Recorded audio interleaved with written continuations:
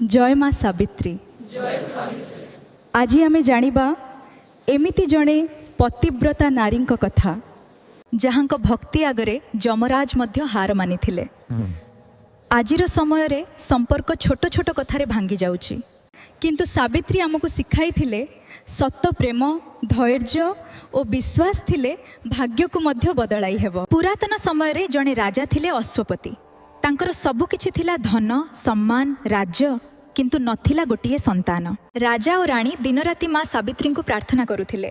वर्ष परे भगवानक कृपारे जन्म हैला जणे कन्या जहार नाम रखागला सावित्री। सावित्री केवल सुंदरी नुहे थिले, से थिले ज्ञानी शांत और भक्तिमयी। समस्ते कहूथिले एही कन्या साधारण नुहे, तांक भितरे देवींक शक्ति अछि। विवाह बयस हेबा परे सावित्री निज पई बर खोजिबाकू बाहरिले।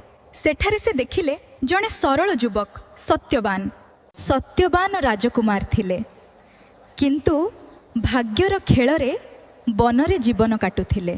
जेतेबेले सावित्री कहिले से सत्यवान को विवाह करिवे, सेतेबेले ऋषि नारद कहिथिले सत्यवान गुणवान अटंती, किंतु तांक आयु केवल गोटिए वर्ष।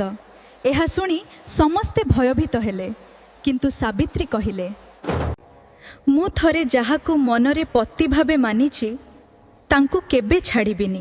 बाहाघर परे सावित्री प्रतिदिन भगवान को पूजा करुथे, बट वृक्ष तले व्रत रखुथिले। दिन गड़ी जाउथिला एवं सेही भयंकर दिन आसी पहुंचिला। सत्यवान और सावित्री वन को गले। हठात सत्यवानक मुंड घुरेइला।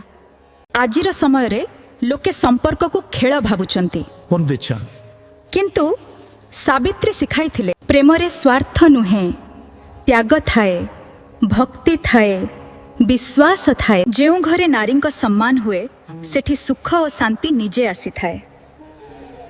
जय माँ सावित्री।